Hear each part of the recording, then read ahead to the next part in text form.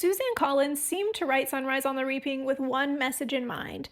Remember who the real enemy is, because some of you guys are forgetting. And in writing this message, she uses most of the characters as an example of what a false enemy is, the enemies that we create in our own society who are not our true enemy. Obviously, there's going to be spoilers for the book in this video, but if you guys want more Hunger Games, Sunrise on the Reaping analysis, make sure you subscribe. And if you're a big reader, I recently got a book deal for my family vlogging psychological thriller, You Watch in Silence. It follows a fan who becomes nanny to a canceled family vlogger on a cozy Washington island, but soon faces both paranormal and parasocial horrors. It's very much got the vibes of Haunting of Hill House, but the twisty, repulsive plot of books like Verity. And you can now reserve your early copy, and if you do so, especially if you grab it from Barnes & Noble's, it helps me so much because, believe it or not, Barnes & Noble actually decides how much of a book they're going to stock based on those early orders. If you do reserve a copy, please let me know. I want to say thank you and follow everyone who does, so that on my release week I get to see all of your guys' reactions to the book. So anyway, remember who the real enemy is obviously the tagline to Catching Fire and the third quarter quell. But this idea and this theme is also really prevalent in the second quarter quell. Because what happened in both games was really similar, right? Looking back, we can obviously see so many parallels between the second and third quarter quell. The level of unity between the tributes, the active plan to overthrow the capital. But I think Sunrise on the Reaping takes the message of remember who the real enemy is even farther because it's written into almost every character. Almost every character, both district and capital, has the archetype of a pseudo-enemy. Now there are obviously real enemies thrown in there like Snow and Drusilla. The true representatives of the capital, the people who stand by the capital and what they do, those are the real enemies. But there is so much animosity between the characters from the beginning, even at the district level, and it really reminds me of the way that the ruling class can truly turn the working class against each other pretty easily. We probably see this the most with my girl Maysilee Donner. Because Maysilee is not a seam girl, her family owns a candy shop, she is better off than other people in the district, she's got jewelry and better clothes, and she doesn't worry about where her next meal is coming from. She's definitely not rich by capital standards, but she's better off than a lot of people around her. At most, what she does is help out at the candy shop, but compare that to people like Haymitch, who helps with his mom's laundry business, goes to school, does bootlegging work, plans to work in the mines as soon as he can. Obviously, Maysilee looks like she has it really good, and there is going to be real jealousy there. And to make matters worse, Maysilee is just not nice. She's a gossipy girl, she's kind of snobby, she's pretty critical of her peers, and that is never disproven in the books. There's never a moment where we find out that Maysilee was actually being nice all along and people were misunderstanding her, like, no, Maysilee's not super pleasant. That's a rough truth about Maysilee, and Haymitch and Luella's feelings about her are not unjustified. But I think what comes out from Maysilee being a little privileged and also not being very nice is that people extrapolate on her personality beyond what they can just see, and what they extrapolate on about her is just not true. Haymitch seems to assume that Maysilee looks down on District 12, that she sees herself as above the other people in District 12, and that's not true. Her being a little gossipy really has nothing to do with her loyalty toward her district, and so that's something that Haymitch is kind of making up in his own head.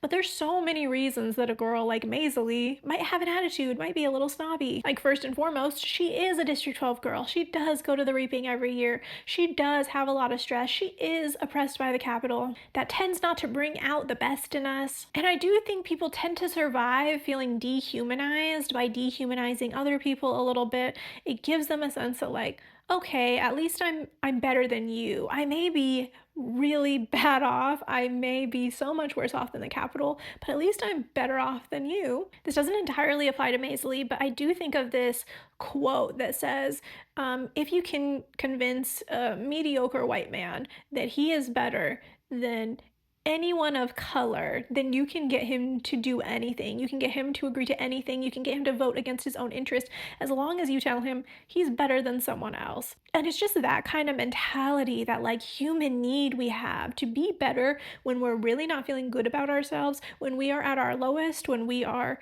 deeply oppressed. just to make sure that we can be superior to anyone, to validate how worthy we are. It's historically how you get a lot of people to do actions that are going to take away their own rights, that are against their own interests. As long as you can convince them they're better than somebody, as long as you have a scapegoat that is the lowest of the low of your society, and you can have people pile on them, then you can do what you want. People just need to feel better then. And I do think that on some level, Maysilee probably took pride in her jewelry and her clothes because it did make her feel better then. But she also loathed the Capitol. She also was super loyal to her district. Not just when she got chosen from the reaping. We find out later that she was always very loyal. First, when she gets to the Capitol, obviously, she makes fun of Capitol citizens and she tells Drusilla, like, the people of District 12 might not have money, but they have better taste. You have all this money and no taste.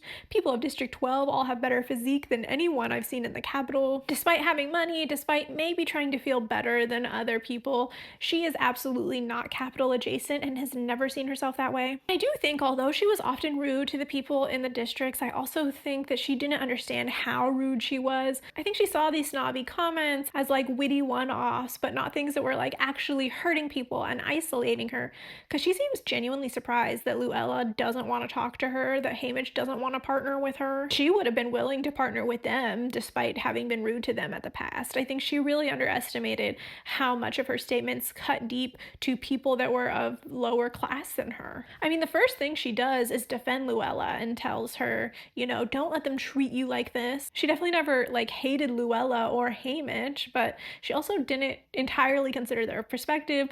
She's not the most self-aware girl. But despite being rude, I know she didn't hate Haymitch. I know she didn't hate Luella. I don't think she hated anyone. And to me, this is reinforced by her relationship with Lenore Dove. They seem to have a very genuine rivalry.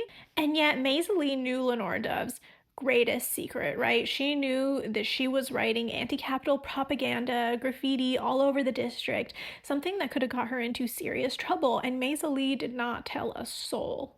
She stood by what that girl was doing, even if she didn't like her. She may not be that nice, but she's got a real, genuine loyalty. But Luella and Haymitch are definitely willing to keep their distance. They don't want to partner with her. They don't want to ally with her. And they are so quick to make her an enemy in a game that is life or death. And it honestly reminds me of the way that I see people turn very quickly on people that they perceive have a slightly better life than them, even if those people are not actually responsible for how the lower class has to operate. And by that I mean, like, somebody who has a six-figure salary is making $200,000 a year. They're way better off than you, but they're also not the ones who are lobbying against your own interest. They don't have enough money to change the status quo. They might want to see you doing better too. But it's hard not to resent somebody that you see having what you want, owning property, not having any debt, going on nice vacations. And I tend to see people refer to people that are just middle class or upper middle class as the rich, and I get that tendency,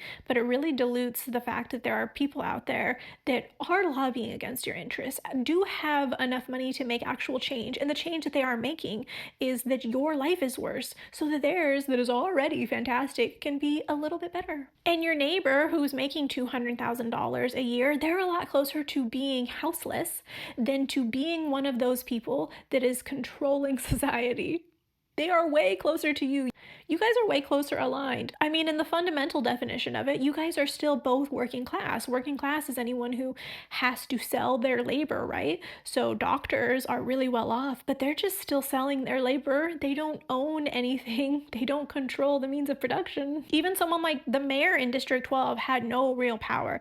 There was nobody in District 12 that had any real power, and yet there is a real sense of animosity between seam kids and merchant kids. And who's winning if people in the districts are jealous of each other, are focused on each other, blaming each other? The Capitol wins. That division is only helping them to maintain the status quo as much as possible. The Capitol wants you not getting along. They actively do not want you united. If you've ever asked yourself, why are some people in District 12 even allowed enough money to buy jewelry, are allowed to own their businesses? The Capitol could easily swoop in and make these people super poor and super powerless, why do some of them get to have something? And I really believe this is the reason why. Because if you create these class divides at the lower level, even if these people are living very similarly to each other, there will be division, there won't be unity. And I'm so glad this dynamic was brought up in Sunrise on the Reaping. Likewise, Luella did not want to partner with Wyatt because she saw him as unethical, because his family placed bets on tributes in the games. And is this an awful thing? Of course it is. And it's very easy for people like Haymitch and Luella to say, hey, we're in the scene too, we're suffering too, and we're not making bets on our fellow neighbors, our friends. You're horrible for doing that. And that's true. That is a justified viewpoint. But at the same time, Wyatt's family is also really struggling. And maybe they don't have the means to run a laundry business or to do bootlegging. Things that would be more ethical, but things that they are not equipped to do, skills that have not been passed down in their family, and so to survive, they're doing what they know to do. I'm guessing everyone in Wyatt's family would have jumped at the opportunity for the Hunger Games to have been ended. I don't think that they were happy that they were happening, but if they were gonna happen, and they were gonna make bets in the Capitol, why not make bets in the districts? It's gonna happen regardless. So I can see how Wyatt's family would justify this, and I do honestly feel for them. I understand Luella and Haymitch's viewpoint too, but I do feel for Wyatt and his family. But Luella and Haymitch don't. And again, I think this is like coming back to our greater human nature of wanting to feel a little superior to someone in whatever way we can. If the way that we can feel superior is like, I have better ethics than you, I have better morals than you, and so you're lesser than me, that's a way that we'll do it. And it's easier to vent your frustrations to your unethical neighbor than to vent them to somebody who actually has control over you, like a peacekeeper, like the Capitol, because those people are actual threats. And your neighbor that is struggling as hard as you are, they're not a threat. And so it's easy to make them the target, easy to make them the town pariah. I think especially when people are very marginalized, it makes sense that they hold on to their values. It's one of those things that you can have no matter how broke you are. You can hold on to pride for free. And so people are going to do that. But at the same time, they may have a point, but focusing on who is not being perfectly ethical in your community, in your neighborhood, and isolating those people, it's just working against your cause. It's just feeding into that capital division. Because now those people that you're judging, that you're creating animosity with, they don't want to team up with you. And Suzanne Collins took this very literally by them actually not wanting to team up in the games. They were like, you're not part of our team, you're not part of us. It would have been so much better for Luella and Haymitch to cast a wide net and to take both of these people that they know into their team, into their allyship, and they were literally willing to risk their lives just to feel superior to Wyatt and Maysilee. And it gives the illusion that you're just doing the right ethical thing. You're just standing by your moral, standing by your values. It's okay that I won't partner with them. They're not good enough to partner with, but at the end of the day, it's just you alone making your odds worse. And Maysilee may be wealthier than you, and Wyatt may be less ethical than you, but neither one of them are the real enemy. And Suzanne Collins just so beautifully illustrates this message. And this extends beyond just the District 12 characters. When Luella suddenly passes away and they're replaced with Lulu, we see some genuine animosity from Haymitch toward Lulu, even though none of this is her fault because she is a representation of the Capitol winning.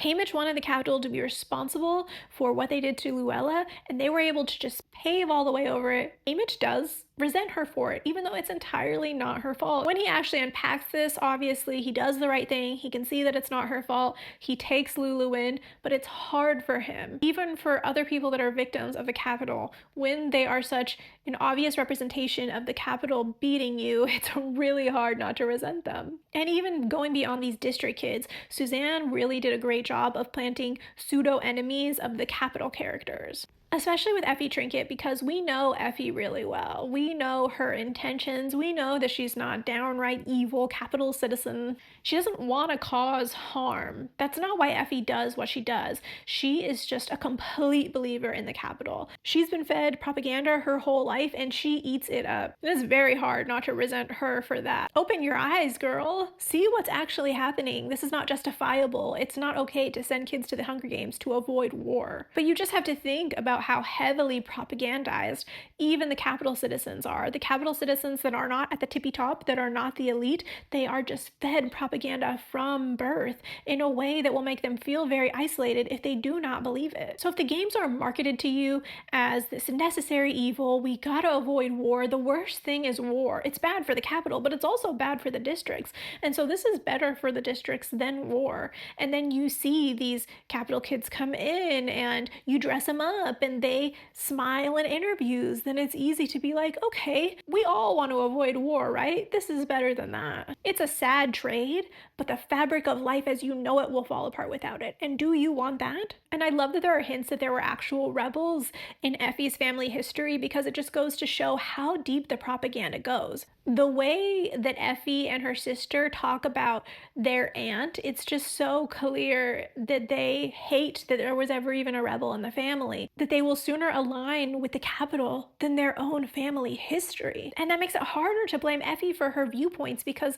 this is a woman who chooses the capital over family. How do you expect her to choose district kids over capital if she abandons her own family for capital? They're not even willing to say, hey, if our own aunt believed in this, then maybe there's something to it. And honestly, this characterization of Effie does not surprise me, because Effie is at heart a people pleaser. She is someone to whom image is everything. We see that in Sunrise on the Reaping. We see that in the later books. She so cares what people think of her. There is a specific type of person like that out there that really prioritizes their image, really prioritizes being part of the group, making sure that their peers like them, and that is an evolutionary trait, believe it or not. It's kind of an evolutionary trait that used to work really well, because we used to be in very small communities, and so there was like some benefit to making sure that you fit in with your community, that your community was happy with you, because then you got to stay in the community. But in this more modern world, prioritizing your image to the degree that you'll forego logic is not a great thing. And this doesn't let Effie off the hook for her behavior. She is responsible for what she believes and what she does, but at the end of the day, she's just not somebody who wants to see these district kids harmed. She's one of the few people that treats them like they're actual people, and she definitely doesn't enjoy the game, but she has bought into them. And she will do whatever it takes to stay in good standing in the capital. The worst possible thing for her would to be outcast and isolated. But since we know the future books, we also know that Effie is not an unsavable person. Effie is not somebody who is not capable of change. Effie is somebody who will go with her values, but the tide needs to change a little bit. She needs to know that she won't be the only one. She won't be isolated if she believes this. And that's something that frankly a lot of people need when they are reevaluating their belief system. It takes a lot for Effie to deprogram her mind, but at the end of the day, she does not want suffering the way that the capital does. And neither does Plutarch, but I love that Suzanne Collins does not let him off the hook either. Because unlike Effie, Plutarch is two things. One, he's a real rebel. He's actually trying to take down the capital. He is deprogrammed. He doesn't want this. And two, he's also an elite. His family was central to this regime. He's one of the richest people in the capital. When you think about who the real enemy is, he's kind of the embodiment of who you would think, but at the same time, he has aligned his values more with the people of the district, and he wants to use his wealth and privilege to help the district kids. And we know he's not an enemy. We know that he's a friend, but I think it's so wonderful the way that Haymitch keeps going back and forth in his mind, because it would genuinely be hard for him to know. Because when you are in a society that is so oppressive, that is so fascist, that is keeping an eye on you at all times, you have to constantly ask yourself who you can trust. And it's a facet of fascism that is overbearing. And again, keeps people divided, because I have to reach out to you to be able to trust you. And reaching out to you might be my downfall, so I'm not going to do it. But Plutarch is a friend. I mean, if anything, the 75th Quarter Quell and the actual rebellion never would have happened without Plutarch, without his resources. He was central to it. But one thing I love that Suzanne Collins wrote really clearly is that as much as Plutarch wants to help the districts with his privilege, he also wants to use his privilege as a shield. He doesn't actually want to get his hands dirty. And this is something that Haymitch points out to him. Like, you're making these plans, but But it's us in the districts that are actually taking the fall, that are actually losing family members, while you just go unnoticed. You just live your life. Plutarch never has to face what the district kids actually face. And even in the rebellion, he never takes risks like Katniss and Haymitch had to take. Katniss and Haymitch had to put their lives on the line to do this. And I actually don't think that Plutarch ever would have. I don't think he ever would have put himself in danger. He never put himself in danger to speak up or use his power in a very public way. I think if he was never able to do it slyly enough that he actually could get away with it, that he could actually be safe and live, I don't think he would have done it. And it's worth pointing out that, like, yeah, he has the right values, he wants to use his wealth and privilege, but he's still so privileged that he can't imagine himself in a dangerous situation. He's still so privileged that he's not willing to risk what the district people risk every day. That deserves to be acknowledged, and he will never, ever, ever understand what the district people actually go through, so Haymitch's frustration with him is so valid. But at the same time, again, he's not the enemy. There is one enemy, and it's the Capitol, and the people who willingly sign off on the Capitol's abuse, the ones who get a thrill out of it, who want to keep the districts oppressed. Those are the only true enemies, the people working with and fighting for the Capitol. And I love that characters like Drusilla were added, because up until this point, our main idea of people that take Drusilla's role is like Effie Trinket. And Effie was who she was, obviously. She was flawed, but she was nice to the kids. And so it was nice to see that there were Capitol citizens who were not nice to these kids, who did not care, who enjoyed seeing their suffering. The moment I realized that Drusilla was absolutely irredeemable was when Maysilee says, hey, maybe I'll be Victor, and then I'll be more important than you. And she says to her, I hope you do become Victor, because you have no idea what's in store for you if you do. Very heavily implying that she knows that these kids get trafficked, and that she is actively wishing that on Maysilee. That is an evil woman. She shares the same views of Snow that we have seen from him time and time again, that the Capitol are actual insects. They're nothing. There are lesser versions of Capitol citizens. They deserve everything that happens to them. And he's the real enemy. Snow is the real enemy, the person that actively has power and that actively wants to oppress these people, and who loves division and hates unity and actively stokes this with propaganda. And Suzanne Collins wanted to make that abundantly clear. And again, please subscribe for more Hunger Games content. And don't forget to reserve an early copy of my book at Barnes & Noble's. It helps me so much, you guys.